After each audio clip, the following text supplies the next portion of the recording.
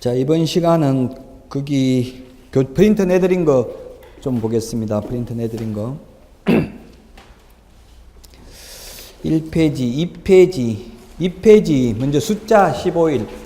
숫자 15일 한번 보겠습니다. 시간이 없어서 마지막에 하려면 좀 힘들 수도 있으니까요. 1번 주택거래 신고 계약일로부터 15일이죠. 2페이지, 프린트 2페이지. 시험에 출제됐습니다. 가로 해놓고 다음 중 가로 안에 들어가야 될 숫자 15일. 주택거래 신고 계약일로부터 15일입니다. 잔금일로부터 15일 하면 X죠? 그 다음에 2번에 개업공개사는 보증보험 공제, 공탁으로 손해배상을 한 때에는 15일 이내 재보정 설정해야 됩니다. 보증보험 공제는 다시 가입하거나 공탁은 부족한 금액을 보전해야 됩니다. 시험에 보증보험 공제는 부족분을 보전하고 공탁은 다시 가입해야 한다. 이렇게 X로 나온 적도 있고요. 그 다음에 작년의 시험에서는 손해배상을 하고 나면 즉시 다시 가입해야 된다. X죠? 그 다음에 또 어떻게 나왔냐면 보증기간이 만료되고 나면 15일 안에 다시 가입하면 된다. X죠? 만료됐을 때는 만료일까지 다시 가입해야 되죠? 작년에 그런 문제들이 출제됐습니다. 자, 그 다음에 3번은 지방법원장으로부터 매월 매수 신청 대리인 등록, 행정처분 및 신고된 사항을 다음 달 10일까지 통지받은 법원 행정처장은 다음 달 15일까지 공인중개사 협회에 통지하여야 한다. 자, 요거 한번 볼까요? 그러면 첫 번째 등록관청은 다음 달 10일까지 협회에 등록사항 등 6가지를 통보합니다. 휴폐업 신고사항, 그 다음에 행정처분사항 등 6가지를 다음 달 10일까지 협회에 통보합니다. 그러면 협회는 통보받은 날로부터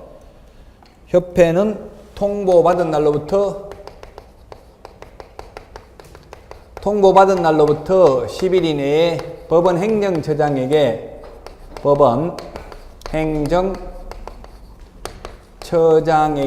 통지합니다. 통보받은 날로부터 10일 이내에.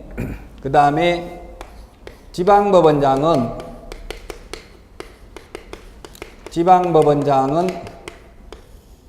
다음 달 10일까지 법원 행정처장에게 통지합니다. 등록사항 등을 법원 행정처장에게 통지하고 법원 행정처장은 다음 달 15일까지 협회에 통지합니다. 협회 통지. 자, 그러면 지방법원장이 만약에 4월달 행정처분사항 등을 5월 10일까지 법원 행정처장에 통지하면 법원 행정처장은 다음 달 15일이면 5월 15일까지 협회에 통지합니다. 이 다음 달 15일을 다른 말로 하면 통보받은 날로부터 한다면 5일 이내가 되겠죠. 다르게 말을 바꾸면 같은 달이라고 이 다음 달하고 그 다음 달이 아니고요. 그 다른 말로 바꾸면 통보받은 날로부터 5일 이내 이렇게 해석할 수 있어요. 매수 신청 대리와 관련해서 시험에 숫자가 한 두세 문제 이상은 시험에 출제됩니다. 물론 우리 시험에 다음 중 15일이라는 숫자가 잘못된 것은 이렇게 시험에 안 나와요. 오지선다행 중에서 한 문제씩 섞여서 들어간다고 이게. 그러니까 비교해서 정리를 해 놓아야 되겠죠. 자, 그 다음에 4번에 외국인 토지법상 허가 여부 결정 기간입니다. 15일 이내입니다. 근데 국토의 계획 및 이용에 관한 법률에서 허가 신청하면은 민원 사무 처리에 관한 법률에 의한 민원 처리 기간 내에 허가 또는 불허가 처분을 하여야 한다. 이렇게 되어 있습니다. 반드시 허가를 하여야 하는 게 아니죠. 불허가 해도 되죠. 그 민원 사무 처리에 관한 법률에 가서 보니까 행정자치부 장관이 고시하게 되어 있습니다. 민원 처리 기간을. 행정자치부 장관이 고시한 내용을 보면 지금 토지거래 허가는 15일 안에 허가 또는 불허가 처분을 하도록 되어 있습니다. 그래서 직접 국토유기획 및 이용에 관한 법률에서는 15일 이내에 허가 또는 불허가 처분을 하여야 한다는 명문 규정은 없죠. 민원 사무처리에 관한 법률에 따른 민원 사무처리 기간 내라고 되어 있는데 외국인 토지법에서는 15일 이내라고 되어 있습니다. 5번, 6번이 중요합니다. 5번은 신고 가격을 검증한 경우 등록관청은 이거는 어디 있냐면 부동산 거래 신고에 관한 법률 제7조에 있습니다. 등록관청은 작년에는 이걸 등록관청이라고 안 부르고 신고를 신고관청이라고 했거든요. 올해는 등록관청이라고 말을 바뀌었습니다. 부동산 거래 신고에 관한 법률에 의하면 등록관청은 특별시장, 광역시장, 도지사, 특별자치도지사, 이걸 다른 말로는 시도지사라고 합니다. 이렇게 시도지사에게는 며칠 이내 보고하라는 말이 없어요. 그냥 시도지사에게 보고하라고만 되어 있어요. 그런데 보고를 받은 시도지사는 이를 매월 15일까지 국토교통부 장관에게 보고해야 한다. 이게 올해 신설됐다고요. 작년까지 없던 내용입니다. 그래서 중요합니다. 4번. 5번. 6번은 시장군수구청장은 주택거래 신고증명서를 발급한 날로부터 15일 이내에 해당 주택 소재지 관할 세무서장에게 신고사항을 통보해야 되고 통보받은 관할 세무서장은 신고사항을 국세 또는 지방세 부과를 위한 과세자료로 활용할 수 있다. 이건 주택법 80조 3에 있습니다. 80조 3이라는 건 신설됐다는 이야기죠. 80조, 81조에 있다가. 근데 부동산 거래 신고에 관한 법률에서는 신고 검증 가격을 관할 세무서에 통보하여야 한다라고는 되어 있는데 며칠 이내 통보한다는 말은 없다고요. 부동산 거래 신고에 관해서 신고 가격을 검증한 경우 그 검증 결과를 통보는 하는데 며칠 이내 통보하라는 말이 없는데 주택법에서는 주택거래 신고 증명서를 발급한 날로부터 15일 이내에 관할 세무서에 통보해야 됩니다. 자, 그래서 15일이라는 숫자 지금 앞으로 계속 내드릴 예정입니다. 이제 매주 시험 볼 때까지 그걸 내드리는 거 그때그때 좀 소화를 하시라고요. 지금 뭐 많아요. 숫자 지금 7일, 10일, 3년, 5년 내드릴 거 많다고요. 그 지금 거짓 부정한 방법 전부 다 정리해봤습니다. 2페이지 거짓 부정.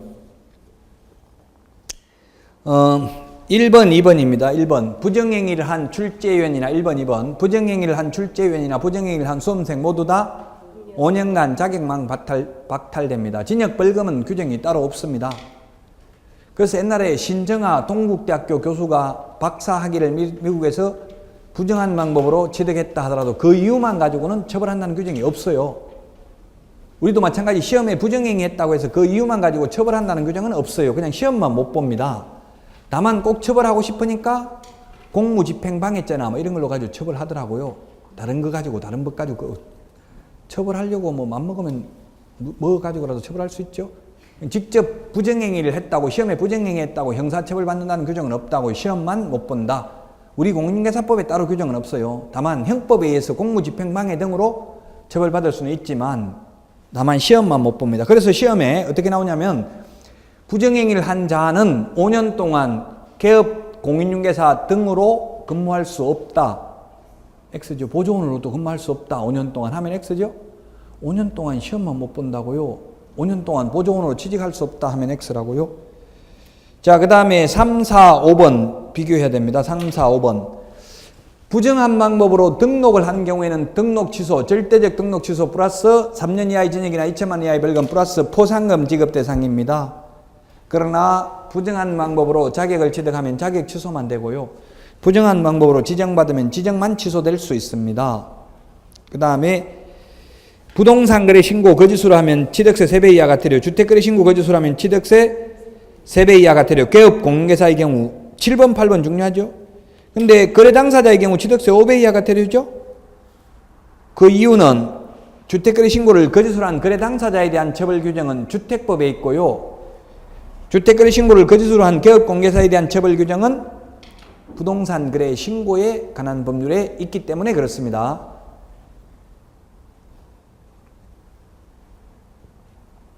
(7번) (8번) 서로 처벌 규정이 다르다는 걸 주의하시고요. 그 다음에 거짓계약서, 이중계약서, 다운계약서, 업계약서 적으면 등록을 취소할 수 있습니다. 근데 그 다음 페이지 10번에 보니까 거짓계약서, 이중계약서, 딴계약서를 작성한 소속 공인중개사는 자격정지 사유입니다. 올해 공인중개사법이 어렵게 나올 차례입니다. 공인중개사법 모의고사 봐가지고 어떻게 되는지 모르겠는데 여기서 어디 다른 과목 보태줄 생각하지 말라고. 올해는 어렵게 나와요. 공인중개사법이 올해는. 작년에 쉬웠던 과목이 올해 어렵고 작년에 어려웠던 과목이 올해 쉽다고요. 그치? 제가 다른 과목은 감히 말 못하겠어요. 다른 과목은 뭐가 쉽다 어렵다 말 못하는데 분명한 거는 공인중개사법은 올해는 어려워요. 물론 내년에 오면 쉬워요. 공인중개사법 쉬운 거 기다리면 또 다른데 내년에 또 다른 과목이 어렵다고요. 차라리 공인중개사법 어려운 게 더 나을 수도 있어요. 이건 법조문이 몇 개 안 되니까 정확하게 알면 되니까. 그러니까 정확하게 제 강의에서 90% 이상 적중은 됩니다. 정확하게 내드린 자료. 특히 이거는 뭐 민법처럼 그렇게 사고력 올려하는 거 없어요. 어찌 보면 단순히 암기하는 겁니다. 그래서 지금 한 번에 다 암기해도 잊어먹으니까 이런 자료들이 어쩌면 다음에 또 혹시 중복될 수도 있어요. 한번 봤던 거. 한 번 봤다고 뭐 지금 오는 사람도 있지만 다음 달에 또 처음 오신 분도 있고 그러니까 혹시 그럴 수도 있는데 미리 양해 말씀을 드리면. 근데 자꾸 봐야 돼요. 보시고 어디 자주 보는데 붙여놓고 자주 읽어보셔야 돼요. 이해 안 되는 거 한번 읽어보고 이해 안 되면 질문하십시오. 무조건 너무 빨리 질문하면 빨리 잊어먹어요. 좀 혼자 고민해보고 잘 이해가 안 되면 옆에 동료한테 물어보고 동료도 모르고 그러면 질문하고 그게 좀 고민을 해보고 질문하는 게 오래 기억에 남아요. 자, 그 다음에 11번 거짓 신고하도록 요구한 자 500만 원 이하의 과태료입니다. 부동산 거래 신고에 관해서는 100만 원 이하의 과태료는 없죠. 500만 원 이하의 과태료나 거짓 신고한 경우는 취득세 3배 이하 과태료고요. 거짓 신고하도록 요구한 자, 뭐 방조한 자 전부 다 500만 원 이하의 과태료입니다. 그 다음에 12번 거짓된 은행 그 밖에 의뢰인의 판단을 거르치게 한 행위를 한 기업공개사는 법제 33조 금지행위 위반으로 1년 이하의 징역이나 1.1이 이게 뭐냐면 1년 이하의 징역이나 또는 1,000만 원 이하의 벌금을 이렇게 줄여놓은 거예요. 1.1. 그 다음에 임의적 등록 취소 또는 업무정지다. 임의적 등록 취소는 등록을 취소할 수 있다. 반대로 안 하면 업무정지할 수 있죠. 금지행위입니다. 그래서 판례에 의하면 12번 이거 매도 의뢰인이 의뢰한 가격보다 무척 높은 가격으로 매수 의뢰인에게 제시하고 그 차액을 편취하는 행위도 거짓된 은행에 해당된다는 대법원 판례가 있고요.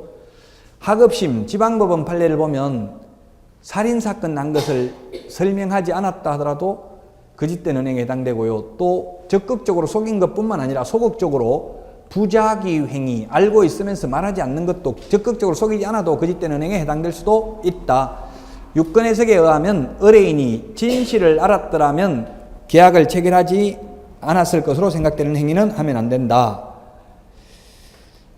자, 그 다음에 14번 부정한 방법으로 상가 임대차 계약을 체결하면 계약갱신 요구를 거절할 수 있습니다. 다음 시간에 다음 주에 할 텐데요. 상가건물 임대차보호법 제10조에 의하면 최초 임대차 기간을 포함한 전체 임대차 기간이 5년을 초과하지 않는 범위 내에서 임차인은 임대차 기간 만료 전 6월에서 1월 사이에 임대인에게 계약갱신 요구를 하면 임대인은 정당한 사유 없이 이를 거절할 수 없죠. 그 거절할 수 있는 사유 8가지 중에 거짓 부정한 방법으로 임대차 한 경우, 3개의 차임에게 이르도록 차임을 연체한 사실이 있는 경우, 임대인의 동의 없이 임차물을 전대한 경우, 이런 경우는 거절할 수 있습니다. 자, 그 다음에 15번 거짓 정보를 공개한 개업 공인중개사는 업무정지 사유고요. 그 다음에 16번 거짓 정보를 공개한 거래정보사업자는 1년 이하의 징역이나 1,000만 원 이하의 벌금이고요. 그리고 지정을 취소할 수 있습니다. 17번, 18번 이런 거 16, 17, 15, 16, 17, 18 이런 거 비교해야 되겠죠? 맨 마지막에 2개 비교. 즉 국토법에서 토지거래 허가를 위반하면 거짓 부정한 방법으로 허가받으면 2년 이하의 징역이나 국토법에서는 당해 토지 가격의 100분의 30에 상당하는 금액 이하의 벌금에 처하는데 거짓 부정한 방법으로 외국인 토지법상 허가받은 경우는 2년 이하의 징역이나 2천만 원 이하의 벌금이죠. 한 20가지 정도 됩니다. 여기 좀 빠진 게 있는데요. 예를 들면 거래대금 지급증명 자료를 거짓으로 제출하면 3천만 원 이하가 되죠? 거래대금 지급증명 자료 거짓으로 제출한 경우. 그 다음에 그 5개 광고물에 성명을 표기해야 되는데 성명을 거짓으로 표기하면 100만 원 이하의 과태료입니다. 자, 그 다음에 숫자 1년 한번 볼까요? 1년. 1년이 17번인데 이게 지금 빠진 게 좀 있어요. 한 20개 정도 돼요. 시험에 다음 중 1년이 잘못된 것은 이렇게는 안 나와요. 여기 있는 지문이 그냥 다른 거하고 섞여서 나와요. 공인중개사법도 어려워요. 별로 어려운 거 없어요. 이게 몇 개 안 돼요. 이거 암기할 거. 공법 같은 거에 비하면 분량은 작다고요. 훨씬. 자, 거의 다 시험에 나왔던 지문들입니다. 1번 사무소 이전 신고입니다. 사무소 이전 신고는 사무실 옮기고 나서 10일 이내에 이전 후 등록관청에 신고해야 되죠. 그러면 이전 후 등록관청은 이전 전의 등록관청에 등록 관련 서류를 송부하도록 요청해야 되고요. 이전 전의 등록관청이 이전 후의 등록관청에 송부하는 서류가 3가지입니다. 등록 신청 서류, 그 다음에 또가 뭐 있어요? 등록 신청 서류, 최근 1년간 행정처분 및 행정처분 절차가 진행 중인 경우 그 관련 서류를 송부해야 되죠. 등록대장, 등록신청서류, 최근 1년간 행정처분 서류 3가지 송부해야 된다고요. 1년간 전가기록을 다 같이 송부하는 거예요. 1년간 전가기록을 같이 송부하는 이유는 왜 그렇게 했어요? 그 13, 14, 요 1년짜리 13, 14, 15, 16에 있잖아요. 다 전부 다 13번부터 최근 1년 이내에, 최근 1년 이내에 이렇게 돼 있죠?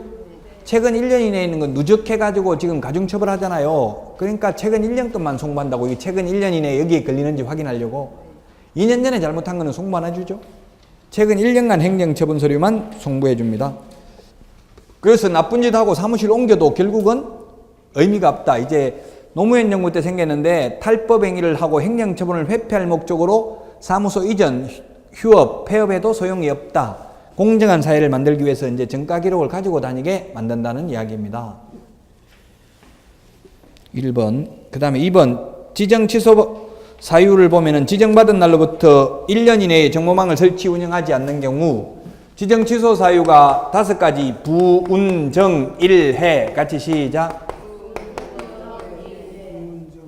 1이 뭐냐면 1해가 1이 1년 이내에 정보망 설치 운영하지 않는 경우인데 시험에 1년 대신에 6개월, 1년 대신에 2년 이렇게 시험에 출제됐어요. 다 X죠? 시험은 출제됐어요. 부정한 방법으로 지정받은 경우 운영규정 위반, 정보망 설치, 거짓 정보 공개한 경우 법인 해산, 사망 등의 사유로 정보망 설치 운영이 불가능한 경우 지정을 취소할 수 있습니다.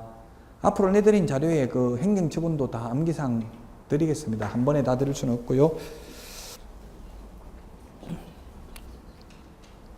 자, 그 다음에 3번입니다. 중개사무소 개설 등록을 신청하려는 자, 법인인 경우 사원, 임원을 말하며 분사무소의 경우 책임자를 말한다는 등록 신청일 전 1년 이내에 시도의사가 실시하는 실무교육을 받아야 된다. 다만 폐업신고 후 1년 이내에 다시 중개사무소 개설 등록을 하는 경우는 그러하지 아니하다. 지금 여기 생략되어 있는데 또 다른 거 여기는 안 적어놨는데요. 소속 공인중개사도 마찬가지로 1년 이내에 받아야 되죠. 또 빠진 게 뭐 있어요? 직무교육. 중개보조원이 근무하려고 하더라도 중개보조원 근무하기 전 1년 이내에 시도의사 또는 등록관청이 실시하는 직무교육 받아야 되죠. 그만두고 1년 안에 다시 취직하려면 안 받아야 되겠죠. 교육의 유효기간은 1년입니다. 통계상 이 실무교육을 받고 다시 실무교육을 받는 확률이 50%래요. 즉 개업하기 전에 실무교육 받고 1년 안에 개업 안 하면 또 받아야 된다고 다시. 또다시 받는 사람이 평균 50%래요. 제가 지금 실무교육을 동국대학교에서 실무교육하고 있습니다. 지금 실무교육하고 연수교육, 직무교육을 하고 있는데 다시 받을 확률이 절반은 된다고요. 보통 보니까 바로 개업할 사람이 많지 않더라고. 그냥 막연하게 언젠가는 개업하겠지 싶어가지고 받아 놓는데 그렇게 할 필요는 없어요. 왜냐하면 그렇게 해놓으면 성급하게 이제 1년 또 그게 아까워가지고 그냥 막 섣불리 아무 데나 그냥 사무실 차려버리면 망할 수가 있다고 면밀히 검토를 해야 돼요. 지금 뭐 자영업자들 창업 비율은 엄청나게 높는데 거의 1년 안에 망할 확률이 80% 이상이에요. 그래도 중개사무소는 그렇게 망할 게 없어요. 권리금 주고 한 2, 3천만 원, 뭐 3천만 원 많이 주면 한 5천만 원 주고 들어가도 그 좋은 위치라면 나올 때 거의 비슷하게 받아 나올 수 있어요. 크게 손해보는 건 없어요. 뭐 따로 인테리어 같은 거 새로 안 했다면. 근데 식당 같은 거는 하면 완전 인테리어 새로 다 해야 되잖아요. 몇 억 손해보는 건 시간 문제죠. 그 중개업소는 그렇게 크게 망할 이유는 없어요. 지금도 제 카페에 보면 제 그 사무실 간판 올리는데 이제 꼭 내려야 되겠어요. 너무 이게 별로 바람직하지 않은 게 요즘 간판이 다 그렇게 하니까 저도 해놓긴 해놨는데 민망해. 막 벌겋고 노랗고 이런 거 또 북한처럼 저 TV조선이나 뭐 이런 거 A채널 비슷하게 이렇게 되어 있다고요. 그런 게 외국 가니까 그렇게 안 돼 있거든요. 그냥 카페처럼 편안하게 이렇게 색깔이 우아하게 이렇게 되어 있는데 우리나라는 그렇게 안 돼 있잖아요. 뭐 부동산은 뭐 벌겋고 노랗고 이렇게 다 그냥 다 나오죠. 지금 혼자만 근데 그렇게 또 하려고 하니까 다른 표도 안 나더라고. 또 이 중개사무소 있는지 없는지 표가 안 나와요. 다른 데는 막 누렇고 뻘겋고 이렇게 돼 있으니까. 앞으로 언젠가는 다 바꿔야 되겠죠. 은행 같은데 공신력 있는 기관이 막 그렇게 간판 달아놓은 데는 없잖아요. 노랗고 빨갛고 막 이런 거는 완전 장사꾼 냄새가 난다고요. 그 좀 제가 간판을 달아놓고도 민망하긴 하던데.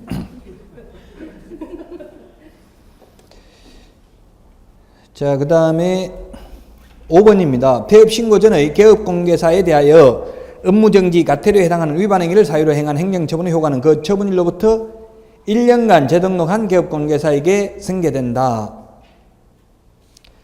그래요. 이것도 5번. 5번. 그래서 예를 들면 1월 1일 날 과태료, 2월 1일 날 업무정지, 그 다음에 3월 1일 날 또다시 업무정지 처분을 받았고요. 그리고 폐업을 했습니다. 폐업을 했다가 예를 들면 7월 1일 날 다시 재등록했습니다. 7월 1일 날 재등록했다가 11월 1일 날 업무정지에 해당되는 위반 행위를 했습니다. 그러면 옛날 같으면 폐업을 했기 때문에 이 기간 새 출발해가지고 그냥 업무정지 한번 당하면 끝이었어요. 옛날에는. 새 출발했어요. 폐업해버리면 옛날 전가기록이 다 없어지고요. 그러나 지금은 이런 폐업을 했음에도 불구하고 이러한 행정처분을 한 날로부터 아직 재등록한 게 1년이 안 지났죠? 그 다 승계된다고. 이거 폐업 기간에도 불구하고 결국 최근 1년 이내에 2회 이상 업무정지 처분을 받고 또다시 업무정지를 한 것으로 봐서 업무정지에 해당되는 위반 행위를 한 것으로 봐서 등록을 취소하여야 한다고요. 폐업에도 불구하고. 이제 잔머리 굴려가지고 행정처분 회피할 목적으로 폐업을 해도 소용이 없다는 이야기입니다. 자, 그 다음에 6번 폐업 신고 전에 위반 행위에 대한 행정처분이 업무정지에 해당하는 경우로서 그 기간이 폐업기간이 1년을 초과한 경우에는 업무정지할 수 없고요. 폐업기간이 3년을 초과한 경우에는 폐업 신고 전에 위반 행위로 인한 등록 취소할 수 없죠. 이거하고 다른 게 제척기간, 업무정지는 제척기간은 그 사유가 발생한 날로부터 3년 지나면 업무정지 못하죠. 근데 지금 요거는 뭐냐면 실제 이게 용인에서 있었던 사례입니다. 확인 설명 위반해가지고 업무정지 3개월 당했어요. 업무정지 3개월 당했는데 그냥 폐업해버렸어요. 왜냐하면 업무정지 당했는데 계속 손님들이 찾아와가지고 내 돈 물어내라. 지금 손해봤다. 너 때문에 망했다. 막 계속 괴롭히니까 그냥 폐업을 해버렸어요. 업무정지 3개월 다니자마자. 폐업을 하고 이제 폐업을 하니까 안 찾아오거든요. 3개월 지나니까 조용하니까 다시 재등록했어요. 재등록하니까 등록관청에서 지금부터 3개월간 업무 못합니다. 이렇게 나온 거예요. 뭐 저보고 이런 법이 어딨냐 따지더라고요. 그래서 폐업 신고 전에 개업공개사의 지위를 승계하는 것으로 보기 때문에 그래요. 옛날 전가기록 그대로 승계됩니다. 다만 이 폐업 기간이 아예 1년이 넘어버렸으면 이제 1년 지나고 나서 다시 재등록해도 옛날 거 가지고 업무정지 하지는 않습니다. 그러나 만약에 업무정지 여러분들이 그래서 3개월 당하면 그냥 폐업 안 된 상태에서 업무정지 기간이 경과돼야 돼. 폐업해버리면 다시 재등록하면 그때부터 또 업무 못합니다. 이렇게 나온다고요. 남은 기간 동안. 자, 그 다음에 7번 1년 이하의 징역이나 1,000만 원 이하의 벌금에 해당되는 것 대가리만 적어놨습니다. 유사, 이중, 양도, 임, 정비, 광, 매무, 수거. 시작.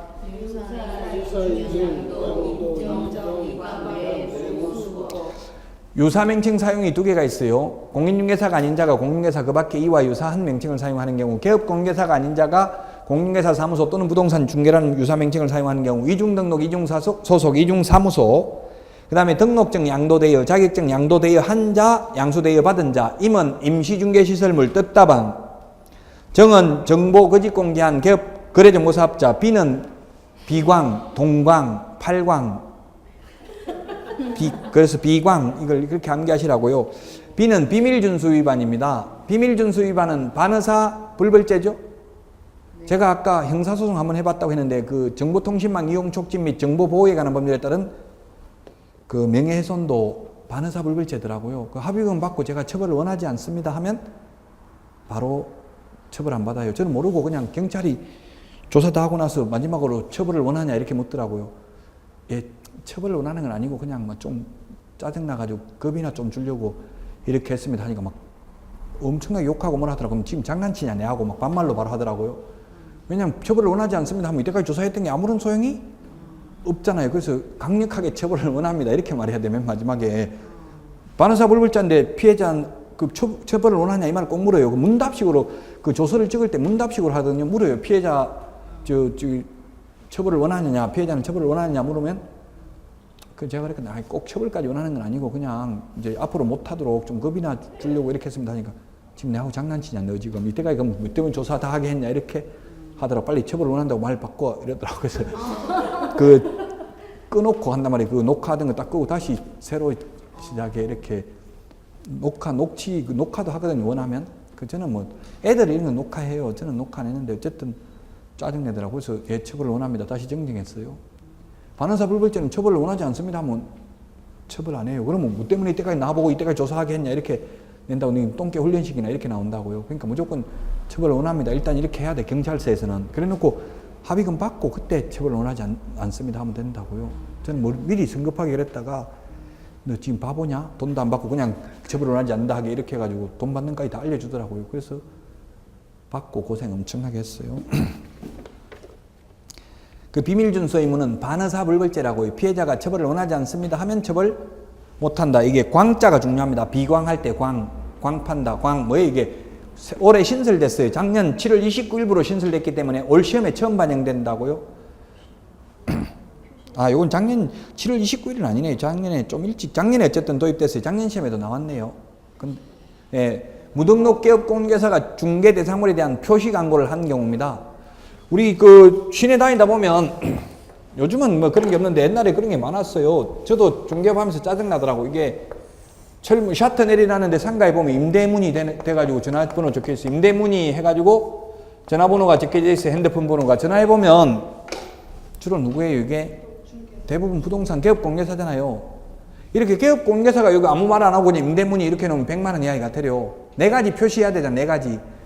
중개사무소 이름, 소재지, 전화번호, 성명 4가지 표기해야 되는데 이거 한 가지라도 빠지면 100만 원 이하이 같아요. 무등록 개업공개사가 무자격자가 이렇게 해놓으면 1년 이하 의진역이나 1,000만 원 이하의 벌금. 건물주가 자기 건물 이렇게 해놔도 상관없죠. 중개대상물이 아니잖아요. 자기 건물은 괜찮다고. 근데 나무 건물을 컨설팅업자 이런 사람들이 즉 무등록 개업공개사가 이런 광고를 하면 1년 이하 의진역이나 1,000만 원 이하의 벌금. 제가 볼 때 가장 중요합니다. 유사 이중 양도 임정비광 매무수거 같이 시작.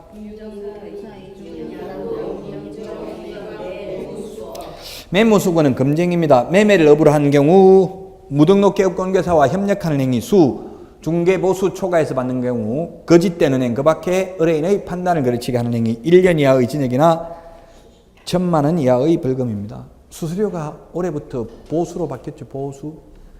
무슨 대가리인지 지금 몰라도 다음 프린트 계속 내드릴 때 계속 오기만 하면 다 적혀져 있으니까 아직 시간 많이 남았어요. 5, 6, 7, 8, 9, 10 6개월 남았어요. 6개월 장기간 마라톤인데 지금 42.195km 뛰어야 되는데 막 미친 듯이 100m 뛰듯이 달리면 숨이 차가지고 쓰러져가지고 다 죽어요. 제가 등산을 좋아하는데 산에 올라갈 때도 천천히 가야 되는데 막 처음에 미친 듯이 올라가면 나중에 다리 풀려가지고 뭐 못 내려오고 막 업고 내려오고 그래야 돼요. 서서히 신압으로 공부하시라고 너무 무리하지 마시고 6개월이면 지금 시작해도 충분해요. 시간은. 뭐요? 거짓말 한 거 맞아요. 거짓되는 행, 거짓말 맞죠? 거짓되는 행, 그밖에 어려운 판단을 걸치게 한 행위. 그는. 자, 한 번 더. 유사 이중양도 임정비광 매무수거. 시작. 유사 이중양도 임정비광 매무수거. 8번. 기간을 정하지 아니하거나 기간을 1년 미만으로 정한 임대차는 그 기간을 1년으로 본다. 다만 1년 미만으로 정한 임대차 기간이 유효함을 임차인은 주장할 수 있다. 오늘도 했잖아요. 이거 상가 최단기 존속기간 1년, 주택은 2년, 농지는 2년, 농지는 3년. 편면적 강행규정이라고 했죠. 다음에 9번. 오늘도 했네, 이거 9번. 차임 또는 보증금이 임차 건물에 관한 조세, 공과금, 그 밖의 부담의 증감이나 경제사정의 변동으로 인하여 상당하지 아니한 경우에 당사자는 장래의 그 차임 또는 보증금에 대하여 정감을 청구할 수 있다. 감액은 상한선이 없다. 다만 정액만 상한선이 있다.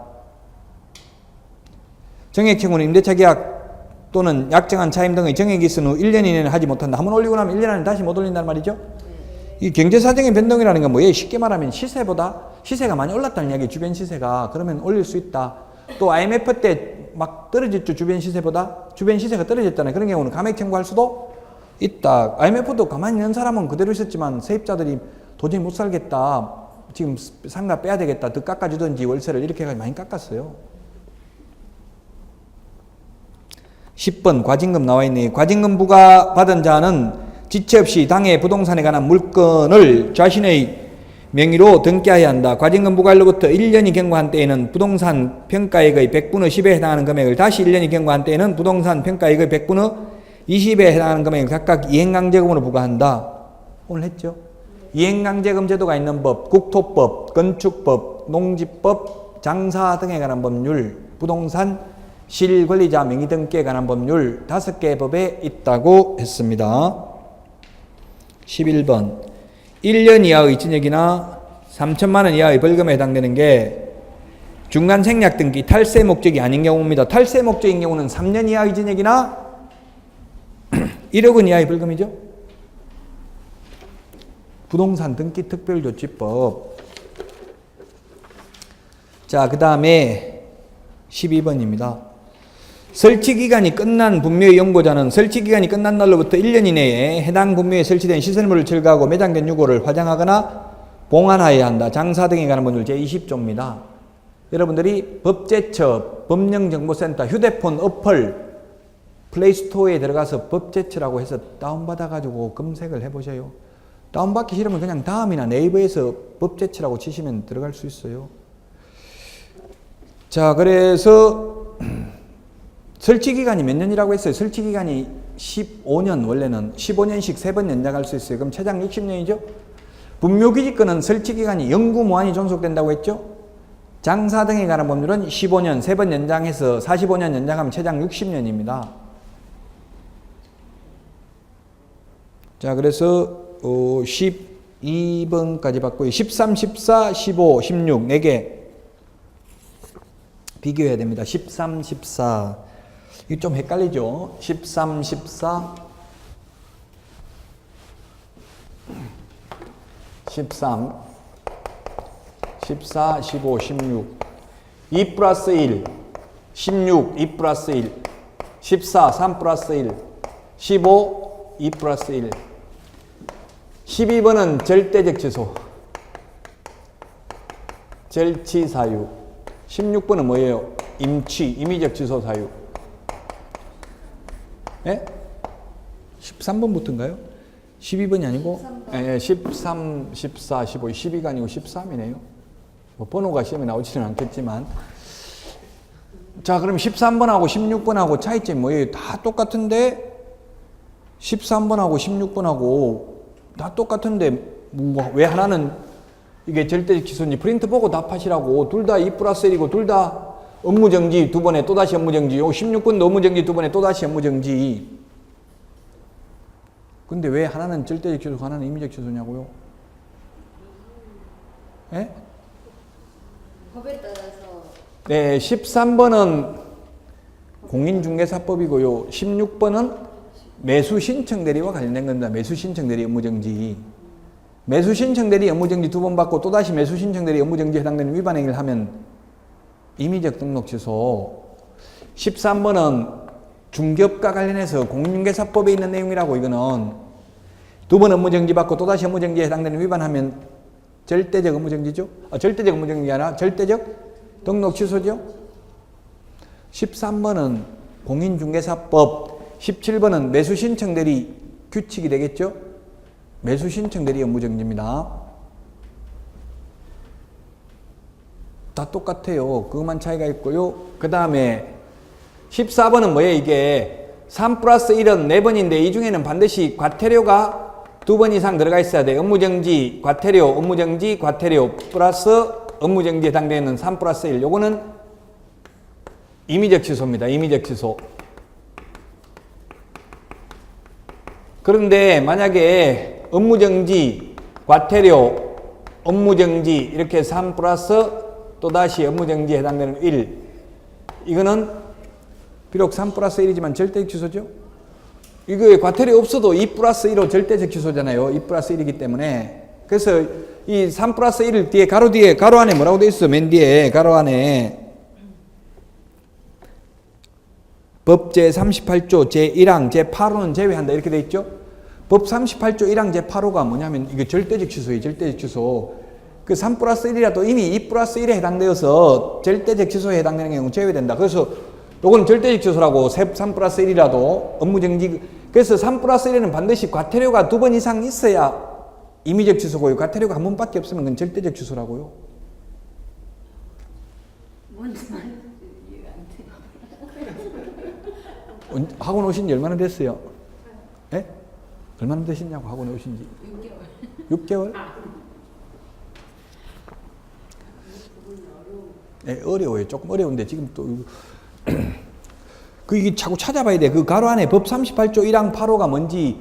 법 38조 1항이 절대적 취소입니다. 그 지금 이게 보세요. 그럼 다시 한번 설명하고 무슨 말인지 전혀 모르겠다고 하니까 보세요. 이게 2 플러스 1이 절대적 취소고 반드시 취소해야 되고 3 플러스 1이 취소할 수 있다. 임의적 취소면 이게 논리적으로 모순이잖아. 한 번 더 많은데 한 번 더 많으면 더 무겁게 처벌해야 되는데 지금 임의적 취소잖아요. 취소할 수 있고 그럼 안 할 수도 있다는 말이잖아요. 2 플러스 1은 더 작아도 반드시 취소해야 되고. 그렇죠? 그래서 모순이라고. 그래서 이런 3 플러스 1인 경우는 업무정지, 과태료, 업무정지, 또 업무정지 3번 받고 또다시 한 번 더 위반 행위를 하면 이거는 3 플러스 1이지만 이게 과태료 한 번 빠져도 이미 2 플러스 1 절대적 취소에 해당되기 때문에 이거는 반드시 등록을 취소해야 된다고요. 그래서 가로 안에 법 38조 1항 제8호는 제외한다. 이 말은 3 플러스 1이라도 이미 여기 2 플러스 1에 해당되어서 절대적 취소 사유에 해당되는 경우는 빼고, 즉 과태료가 최소한 2번 이상은 있어야 3 플러스 1 이게 임의적 취소라고요. 요 3 플러스 1은 절대적 취소고요. 그러니까 업무 정지가 3번 있으면 절대적 취소고. 그렇죠. 2번 있으면 예. 예. 그렇죠. 따지고 보면. 그래서 조금 헷갈렸어요. 같이 이게 묶어놓은 거예요. 지금 이걸 잘 보시라고요. 조금 연구해 보시고 또 다음 주에 한번 집에서 고민도 해보시고. 논리적으로 보면 이게 조금은 모순이 있어요. 그래서 자꾸 제가 따지니까 국토부에서 좀 대충 합시다 이러더라고. 이것도 자기도 만들어 놓고 이게 조금 사실은 약간 논리적 모순이 있어. 뭐가 모순이냐면 15번이 보면 좀 모순이 있다고. 최근 1년 이내 2회 이상 업무정지 또는 과태료 처분을 받고 다시 과태료에 해당하는 위반 행위예요. 이게 업무정지 또는 과태료 처분을 받고 또다시 과태료에 해당하는 위반 행위를 하면 업무정지예요. 업무정지. 그럼 업무정지를 받으면 결국은 또 이 중에 업무정지 한 번 있고 또 한 번 있고 이러면 결국은 이게 또 절대 취소가 될 가능성이 많죠, 사실은. 그렇게까지 이야기하니까 거기까지는 하지 말고 있는 그대로만 봅시다 이렇게 하더라고.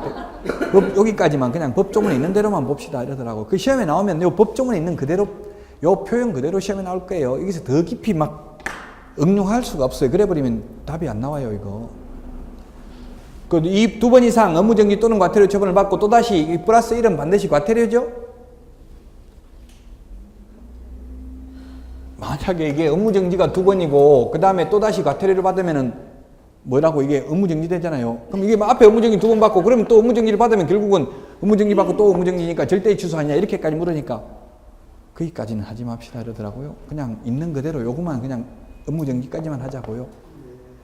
제가 만든 것도 아니고 법을 이렇게 깊이 따져버리면 이게 답이 안 나와요. 그냥 시험에는 그래서 법조문 있는 그대로만 나온다고요. 어쨌든 헷갈려요. 지금 13, 14, 15, 16이. 헷갈리는데 4개를 비교해서 정리하시자고요.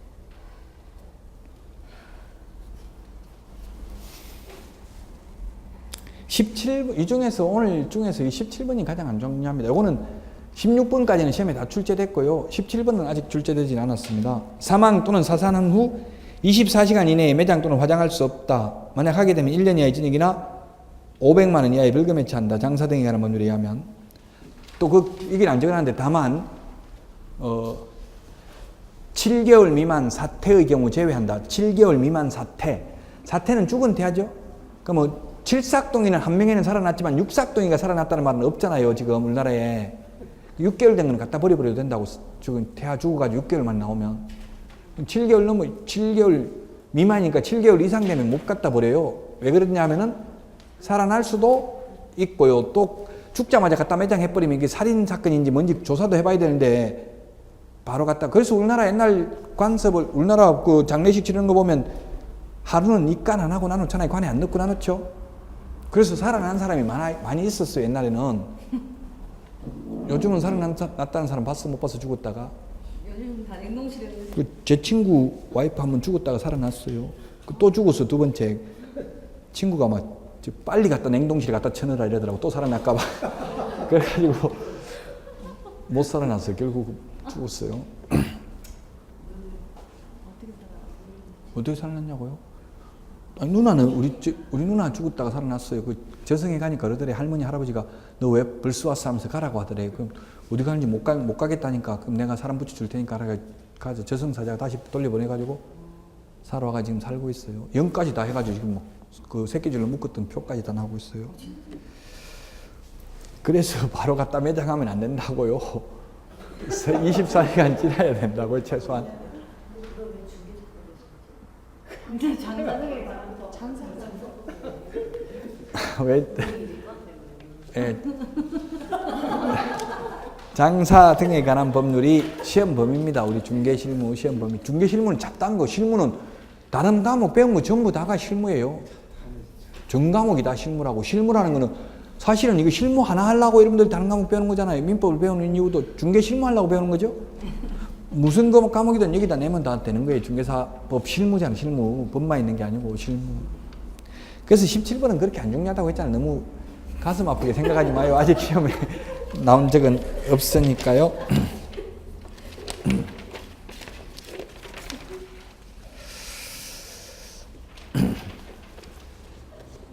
자, 그래서 오늘 내린 그 주택임대차보호법, 상가건물임대차보호법 요것도 이 프린트 그 다음 주도 꼭 가져오세요. 한 번만 더 표 보고 밑에 맨 밑에 이거는 숫자 이것도 암기해야 되죠. 이 다음 주에도 나오니까 이거 책에다 넣어놓으세요. 그냥 괜히 집에 가서 공부한다고 보고 또 그냥 오지 마시고. 안 그러면 그냥 집에다 놔놓고 와서 또 하나 더 달라 하든지요. 뭐 알아서 하세요. 어쨌든 우리는 자료 달라고 하면 안 주고 그러진 않죠. 잘 주죠. 그럼 집에 하나 또 잊어먹고 와서 또 받으면 되겠네. 집에는 집에대로 화장실에 붙여놓고. 자, 주택임대차, 상가임대차 비교하는 거 이거는 민법에서도 반드시 나올 수 있죠. 민법에서 각각 한 문제씩 나오니까요. 요거 표만 비교하고 오늘은 마치도록 하겠습니다. 주택임대차보호법은 주거용 임대차인데 이때 주거용인지 아닌지는 실제 사용 용도를 기준으로 한다. 상가는 모든 상가가 아니라 사업자 등록의 대상이 되는 상가만 적용된다. 따라서 교회 건물이라든지 종친, 문중 건물은 적용이 안 된다. 동창회 건물. 보증금이 대통령령이 정하는 보증금 이하여야 됩니다. 서울의 경우는 4억 이하, 수도권 과밀역 채권역은 3억 이하, 광역시는 2억 4천 이하, 그 밖의 지역은 1억 8천 이하만 적용됩니다. 일시사용을 위한 임대차임이 명백한 경우 주택, 상가 모두 적용 안 됩니다. 지금 국회의원 보궐선거 한다고 사무실 다 얻어놨잖아요. 선거 끝나면 그거 1년 쓰는 게 아니고 한두 달밖에 안 쓰죠? 임대료 비싸겠어요? 싸겠어요? 한두 달 쓰면? 비싸요. 엄청나게 비싸요. 서울에 국회의사당 앞에는 아예 1년은 안 주고 한 달, 두 달만 주는 건물이 있대. 국회의사당 앞에 무슨 빌딩 이름 있더라고요. 명당자리. 그게 얻어야 대통령 된다는 속설이 있대요. 그런 데는 엄청나게 대주 빌딩인가 무슨 있더라고. 대하 빌딩인가 대자로 시작하는 거. 대통령 할 때 대자예요. 알아요, 빌딩? 그런 거는 한 달만 얻어도 거의 1년 월세하고 비슷해요. 그것도 서로 들라고 없어서 못 들어가는 거예요. 그런 건 일시사용을 딱 선거 끝날 때까지만 하니까 그거는 최단기 존속기간 1년, 2년 보장해 줄 필요 없겠죠? 그 다음에 대항력을 갖추려면 주택은 이사, 인도가 이사입니다. 이사하고 주민등록은 전입신고입니다. 하고 나면 다음 날부터고 상가는 이사하고 장사하고 나서 사업자 등록 신청입니다. 농지도 대항력 갖추는 게 있어요. 농지도 시구 읍면장 확인받고 인도받으면 그 다음 날부터 대항력 생겨요. 농지도.